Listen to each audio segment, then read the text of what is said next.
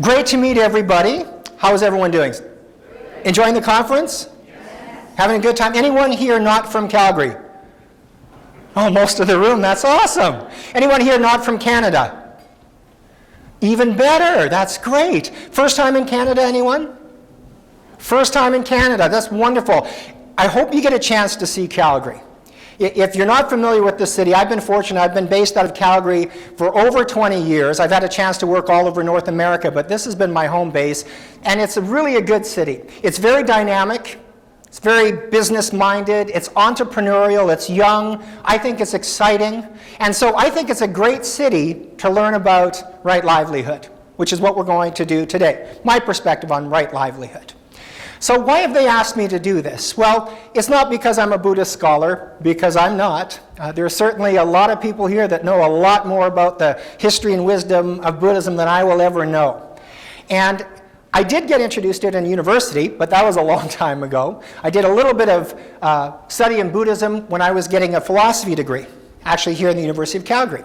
But my specialty in philosophy was applied ethics and law. In fact, I did postgraduate work in biomedical ethics here at the hospital. But I had 2 kids in university, so instead of going off to law school with that, I ended up going to work in the financial services industry.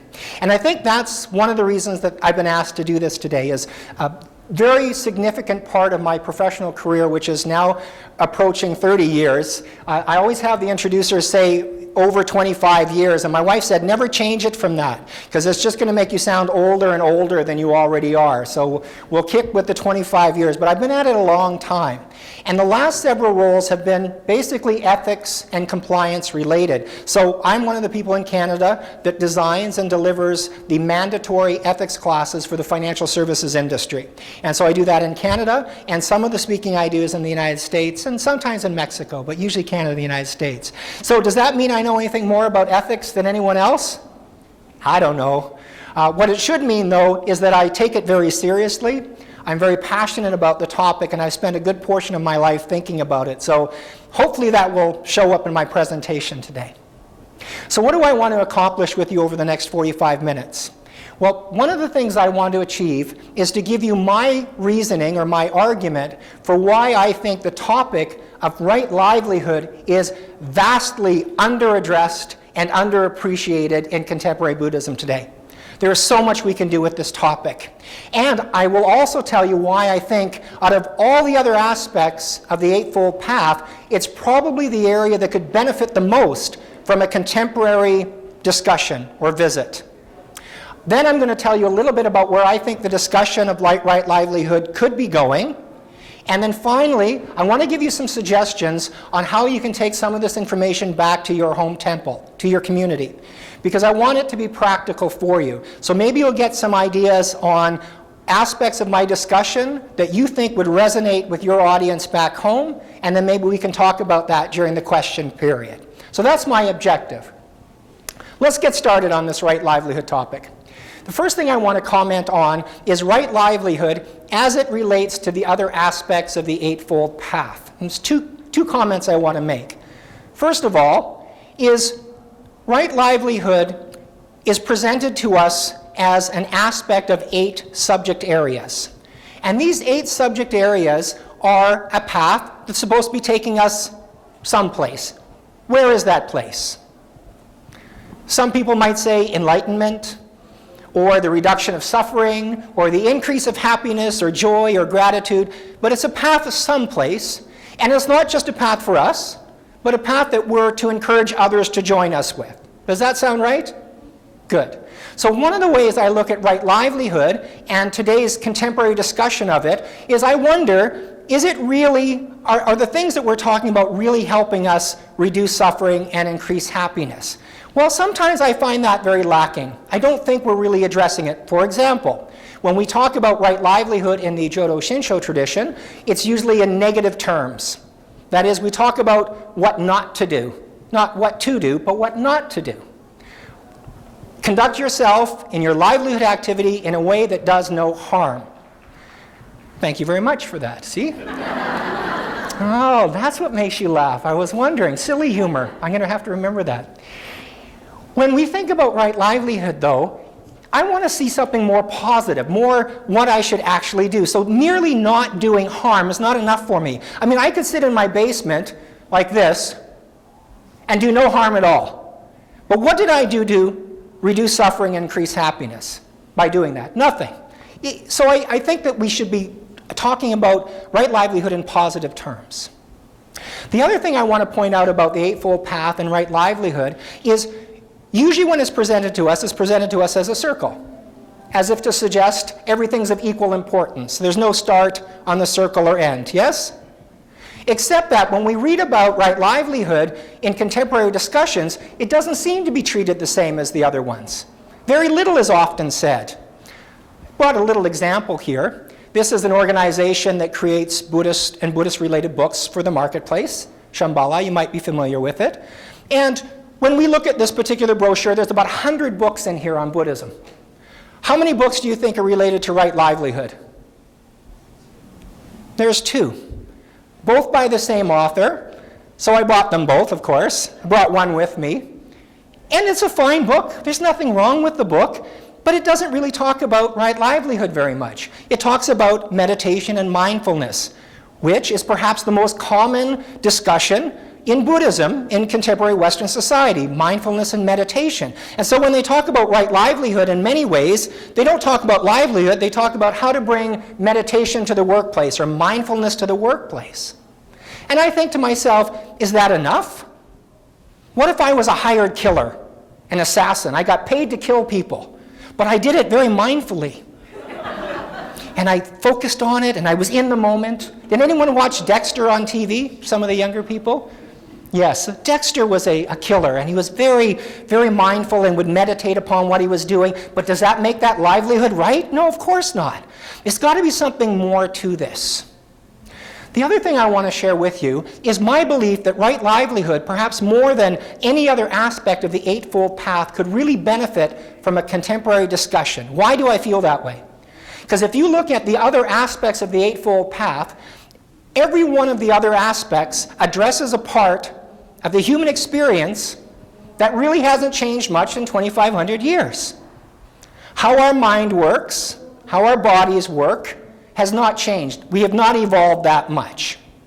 Even our primary relationships. So the types of people we think about when we look at the Eightfold Path and we think about maybe right speech or right action, and the people that we would influence by thinking about that, what relationships would we be thinking about? Our spouses, our children, uncles and aunts, our neighbors. Those relationships are important today, but they were important 2,500 years ago. What's the one part of the Eightfold Path that has changed significantly in 2,500 years? Livelihood. In fact, we could hardly imagine it changing more than it has. It's extraordinary. The traditional definition of the word livelihood is about remaining alive, about sustaining oneself. And that was probably appropriate for people 2,500 years ago, where livelihood was about farming and being a craftsperson and doing some kind of trade. Very easy to understand. But if a person from 2,500 years ago looked at our life today and looked at what many of us do for livelihood, they would have a very hard time relating to that. It has changed profoundly. Now, I don't mean to criticize the rest of the Eightfold Path.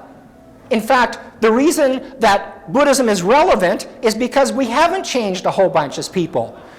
What we would have been learning about and benefiting from 2,500 years ago in terms of mindfulness and so on, we still benefit from today. It makes Buddhism relevant. But from the livelihood perspective, it's not relevant anymore. It needs to be updated. It needs to be made more contemporary. This is one of the reasons I think we have a wonderful opportunity in Buddhism from today's perspective to add new discussions. So where might the discussions go? Well, the first thing I want to point out as an ethicist, when I look at the change in livelihood activities from 2,500 years ago to now, there's a variety of things we could discuss. Technology. We could discuss how people used to work with their bodies and now they work with their minds, for example, information and so on. But from an ethics perspective, there's a concept that's very important that I want to share with you that really symbolizes the significant part of the change. And this concept we call distance. The distance between an action that a person takes and the results of those actions.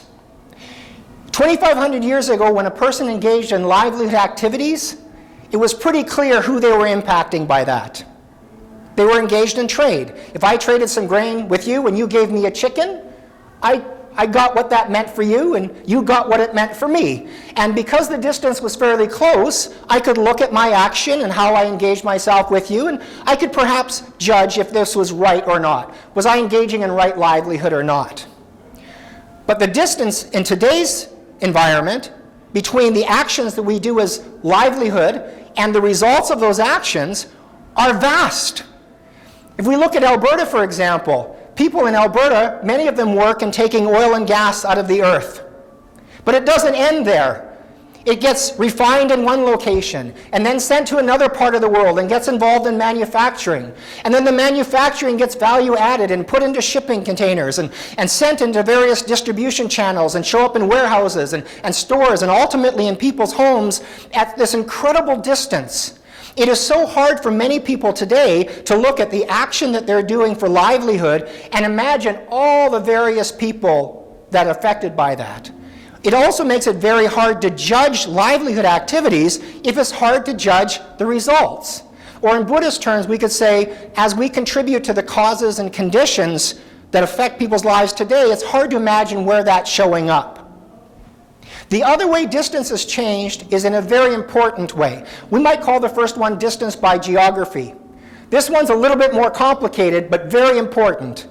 This is distance by time. You see, human beings have introduced something to the earth in the last 2,500 years that has had a profound effect on what livelihood looks like. You know what that thing is? Money. Money that represents a store of value. When we engage in livelihood activities today, we do that for money. The money itself has no value except for what it can do in the future. What that means is now distance is created in terms of time. If I do livelihood activities now and I receive money for that, and ultimately that money is spent at some time in the future, who is that affecting? What does that mean for the activities that I participated in? The distance gets farther and farther. It becomes more and more difficult to talk about right livelihood, but it makes the conversation a lot more interesting. So the introduction of money is a really interesting development in human history when it comes to right livelihood. So let's explore this money a little bit more. I have two children. I have a 29-year-old son. He is an accountant and a business person. By all accounts, he's quite successful. And he gets money very well. He gets it, and he gets it, if you know what I mean. My daughter is a couple years younger, and she's also successful, but she's a university student, and she teaches yoga. Accountant and yoga. I've got one of each. You parents out there know exactly what I'm talking about. My daughter and her friends, there was a time when they looked at people that had financial wealth very suspiciously. They must have done something wrong. Or maybe they corrupted themselves. After all, money is the root of all evil, isn't it? They must have done something. Maybe to get that money they cheated somebody, or they cheated the system. Or maybe people are impoverished so that they could have money. Something is wrong there. And this was a group of people that didn't aspire to be financially wealthy, in part because they saw that perhaps they needed to corrupt themselves to do that. And so one of my coaching opportunities as a father, if you will, was to help my daughter understand that sometimes people have money come to them, not because they've cheated anyone, but because they've helped somebody. And maybe the money that they get is not representational of doing something wrong, but maybe of giving value to others. And this is where I would like the Buddhist right livelihood discussion to start to go. Is livelihood not as merely not doing harm, which is a very low standard, but livelihood that manifests in value for others. And how could we talk about that value? Reducing suffering and increasing happiness. Is that not what the Eightfold Path is for? So therefore, right livelihood activities should be about what we do to help others reduce their suffering or increase happiness. It just so happens that in today's world, we get money when we do that.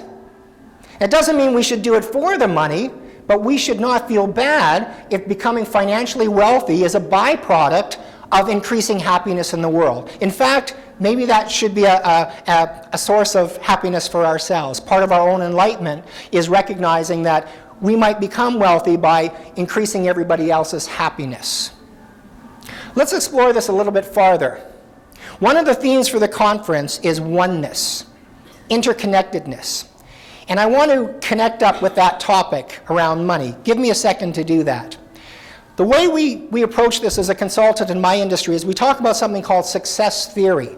And this is applied to financial success as well. So bear with me for a moment. You'll see where I'm going with this. When we coach people about helping them become financially successful, we say there's certain things you can do to increase the likelihood of being successful. One of the first things you can do is learn how to set goals. Those people that are better at goal setting tend to be better at accomplishing their goals. Therefore, they tend to be more likely to be successful. But it gets a little bit more complicated than that. Because what we also learn is that certain types of goals are more likely to create success than other types. For example, we have something called a competitive goal. And those are the goals that you could set that require somebody else to fail. Your success requires failure. What's an example of that? Let's say I was in a running race and I wanted to win a gold medal. How many people are going to win the gold medal? Just one. Now, it doesn't mean that everybody else are losers or failures, but the goal of being first is only achieved by one. Competitive goal environments create more failure than success. As compared to positive goals, those are the goals that you can set that require somebody else to be what? Successful. Your success is dependent upon their success. And some of the best business people I've ever met, and some of the most successful professionals, dentists and lawyers and accountants that I have ever met, recognize that their financial wealth is dependent upon giving value to everybody else, making sure that they're successful financially or with their health or whatever that is. What does that mean for Buddhism and oneness? Well, in success theory, the implication is that if we're in a positive goal environment, we should be focused on all the people that can benefit from us, because our success depends upon their success. We are interconnected. We are interdependent. In business, we say we are stakeholders in each other's success. In Buddhism, we say it's oneness. Non-duality means recognizing that we're all part of an economic system, and if we approach it by giving value to everyone, we get value back ourselves. By increasing your happiness and reducing your suffering, I increase my happiness and reduce my suffering. It just so happens that money is an example of, or a marker of what's going on there in contemporary society. Now, it's not enough that we think about how we make the money. The livelihood activity doesn't end there. Economists will tell you that money does not stop. It flows. It's always someplace. It's like mercury that way. It's moving. When we make money, it doesn't stay in a place. It goes. According to economists, money moves into two directions. All money made through livelihood activities is either spent or saved, by definition. As Buddhists, then, the money that's spent or saved is a continuation of that livelihood activity we engaged in. So I believe we should be thinking about and discussing where that money flows to. Spent or saved? Let's talk about spent. There's three main categories that money is spent. One, taxation. A lot of money goes to taxes. In fact, depending on how much money you make and where in the world you are, a very significant portion of your livelihood activities just goes to taxes, which is fine, but in Buddhism, I don't hear us talking about engagement with government or voting. If we're in a democratic society and my livelihood is funding a government, I should participate in that. I should discuss it. I should care about how that money is being spent and maybe contribute my 2 cents worth on that. Maybe that's part of the right livelihood discussion for Buddhism today. That's taxation. Number 2, charitable giving. My esteemed colleague Trudy talked about charity and volunteerism in the previous one. Excellent, excellent discussion. That is one of the significant places money goes once we've made it. Except how often do we really think about where that money is going when we give it to charity? Today, in today's world, some of the wealthiest people that we've ever heard of, Bill Gates, for example, have amassed such wealth by giving so much value to so many different people, and now their focus is giving that money away. But not just willy-nilly, not without thoughtfulness or mindfulness, but looking at exactly where that money is going and wanting it to work very well when it's given away. That can be part of our Buddhist discussion related to right livelihood. That's charity, taxation. What's the third one? Consumption. We need to buy stuff. We need to live as Buddhists. Sometimes I think consumer topics and money topics in Buddhism kind of don't mesh very well. I think there's certain, especially people of a certain age, when they're interested in Buddhism, they come here and they don't want to talk about money, and buying stuff is really just an expression for becoming a materialist or a consumer or ruining the planet by buying a bunch of stuff that we don't need and surround our stuff with all this stuff, and no wonder we're not happy. And so they look at consumer activities as being a bad thing. But I want to make a point. If it's right for me to engage in right livelihood and thereby receive money for giving you goods and services, increasing your happiness and reducing your suffering, if that's okay for me, and if other people are supposed to be able to do that, that means other people need to engage in livelihood activities as well. They need the opportunity to give goods and services. They need me as a Buddhist to give up some of my money to them so that they could increase my happiness and thereby help increase their happiness. I need to participate as a consumer for this to make sense for everybody. It's not just about my livelihood, it's about everybody's livelihood, the oneness. Now, sure, can we buy too much stuff? Absolutely.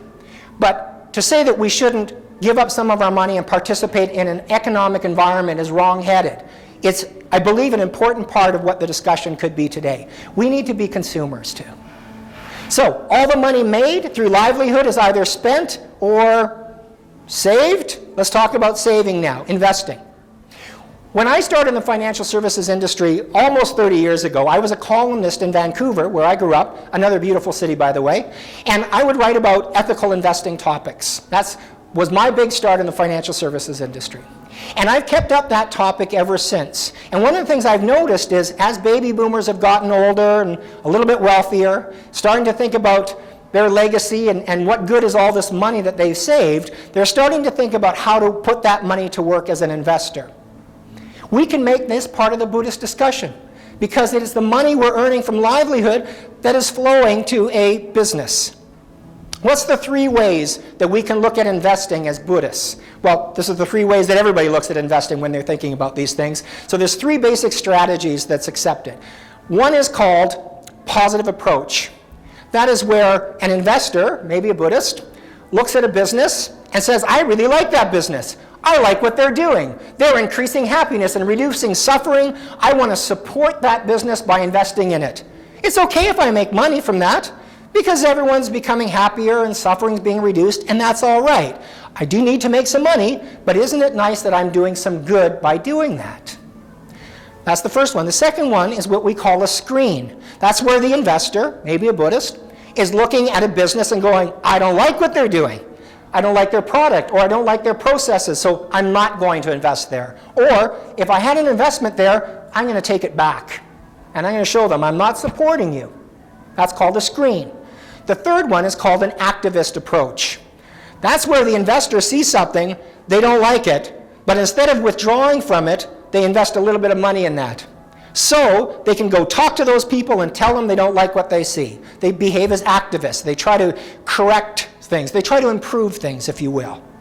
So all the money we make in livelihood is either spent or saved, and we can think about how we're spending it as a continuation of our livelihood and how we're investing it as a continuation of our livelihood.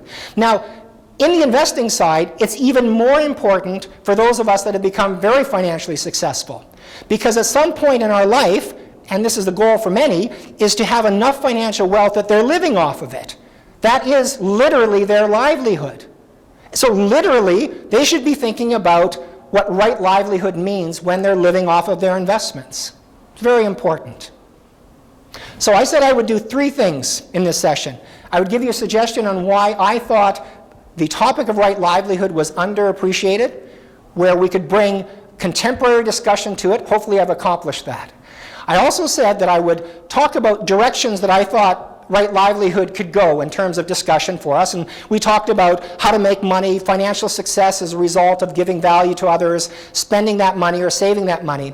Now let's talk about the audiences that might benefit from this. So when you go back to your home communities and your temples, and maybe some of what I shared with you, you go, gee, that was interesting. What do I do with that idea? What audiences might benefit? So let's think about a few audiences that we might bring this Right Livelihood discussion to. One of the most obvious ones are younger adults. Those people just about to graduate from high school, maybe they're going to college, they're in their 20s, the millennials we call them. They have a tough time of it these days.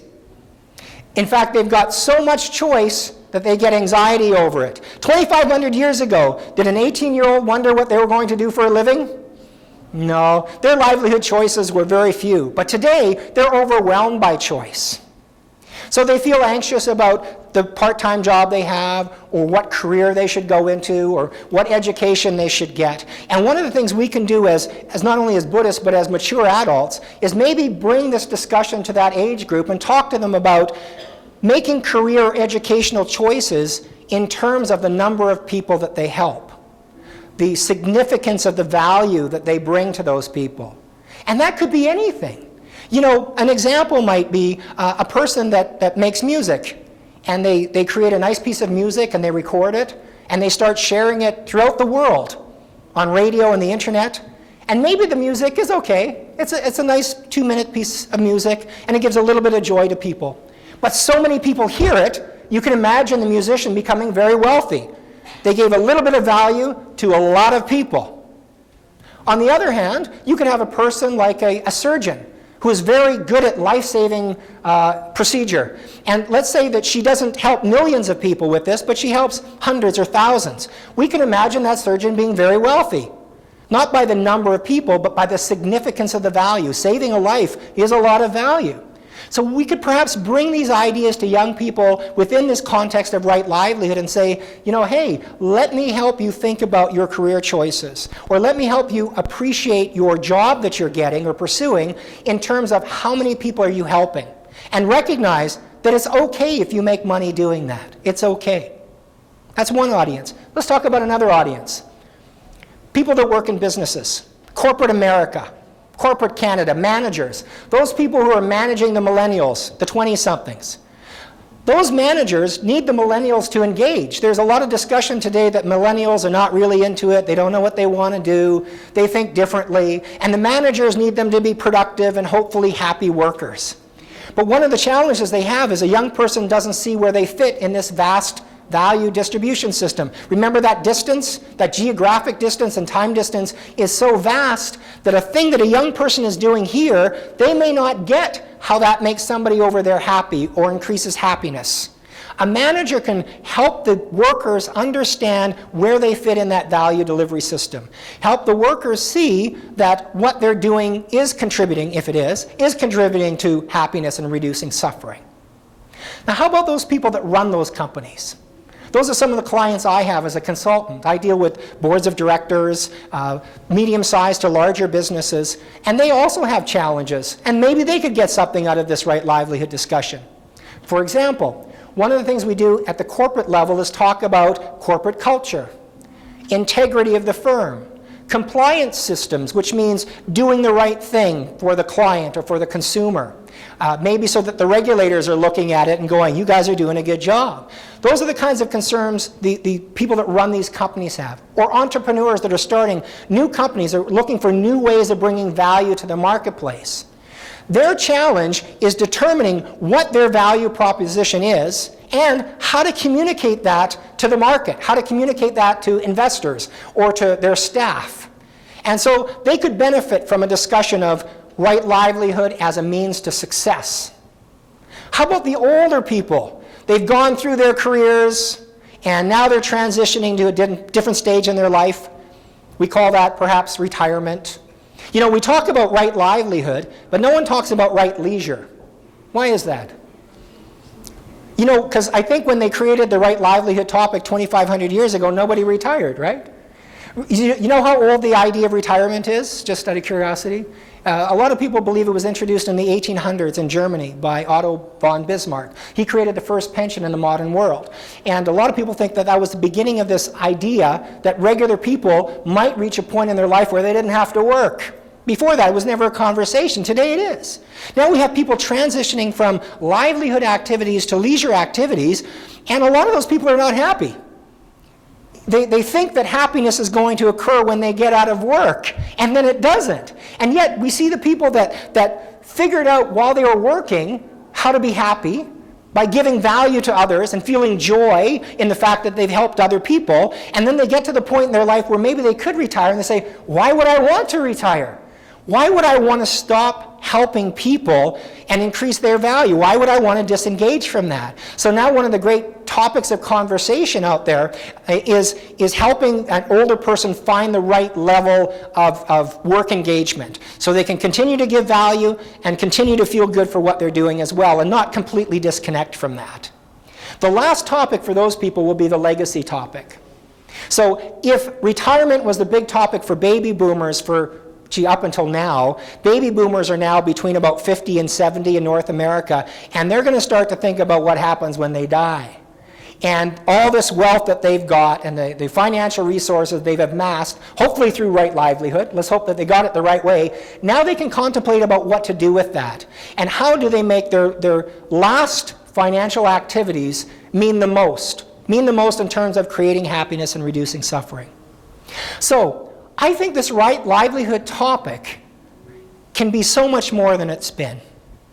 I think our contemporary discussion in Western Canada about how things have changed and what that means today for Buddhist business people, successful people. There are a lot of successful Buddhists that I've met, but they tend not to talk about their financial success within the context. I don't know why, they're shy. But we can bring this discussion there and help people. Various audiences, young people, mature people, retiring people, the whole gamut. My last couple of comments. The Eightfold Path can be a valuable tool to be happy. There's many ways in there we can do that. But I want to suggest to you perhaps the single biggest way to deliver the most amount of happiness to the greatest number of people won't be from doing this. It'll be in business. Yes, business can create the most amount of harm, but it also has the potential to create the most amount of happiness for everybody. That's what I wanted to share with you today. Thank you very much.